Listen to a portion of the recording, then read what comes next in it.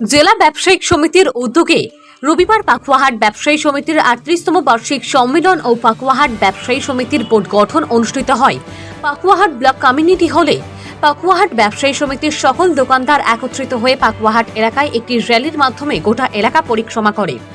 এলাকার সকল দোকানদার এই র্যালিতে যোগদান করে। পরে সেখান থেকে পাকুয়াহাট ব্লক কমিউনিটি হলে ব্যবসায়ী সমিতির অনুষ্ঠান শুরুতে বিশিষ্ট ব্যক্তিদের সংবর্ধনা ও বরণ করে। পরে প্রদীপ প্রজ্বলন ও উদ্বোধনী সঙ্গীতের মধ্য দিয়ে এই আলোচনা সভা শুরু হয়।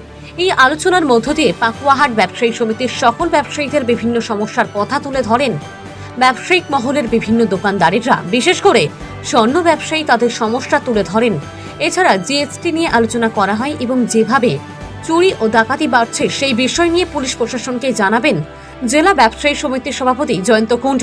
এদিন উপস্থিত ছিলেন মালদা মার্কেট চেম্বারের কমার্সের সভাপতি জয়ন্ত কুণ্ড, পাকুয়াহাট ব্যবসায়ী সমিতির প্রাক্তন সম্পাদক কল্লোল ব্যানার্জি, পাকুয়াহাট ব্যবসায়ী সমিতির সভাপতি তাপস বোস ও অন্যান্য ব্যবসায়ীগণ। মালদা থেকে সুব্রত সেটের report, news time 24x7। Pakuahat ব্যবসায়ী সমিতির ৩৮তম বার্ষিক অধিবেশন হলো। এখানে ব্যবসায়ীদের বিভিন্ন সমস্যার কথা তুলে ধরেছে। বিশেষ করে স্বর্ণ ব্যবসায়ীদের একটা কথা উঠেছে। এখানে সোনার দোকানে ডাকাতি থেকে আরম্ভ করে বিভিন্ন জায়গাকার ঘটনা নিয়ে আলোচনা হয়েছে। আমরা জেলা প্রশাসনের প্রতি আমাদের আস্থা আছে, আমাদের পুলিশের প্রতি আস্থা আছে, মাননীয় জেলা পুলিশ সুপারের ওপর আস্থা আছে। আমরা চেষ্টা করছি এই পাকুয়াহাটের বলে না, সারা জেলাতে যাতে ব্যবসায়ীরা খুবই নির্ভর হয়ে ব্যবসা করতে পারে তার আমরা চেষ্টা করছি। এবং আমরা তার সঙ্গে সঙ্গে জিএসটি নিয়ে আমাদের কিছু প্রবলেম আছে ব্যবসায়ীদের।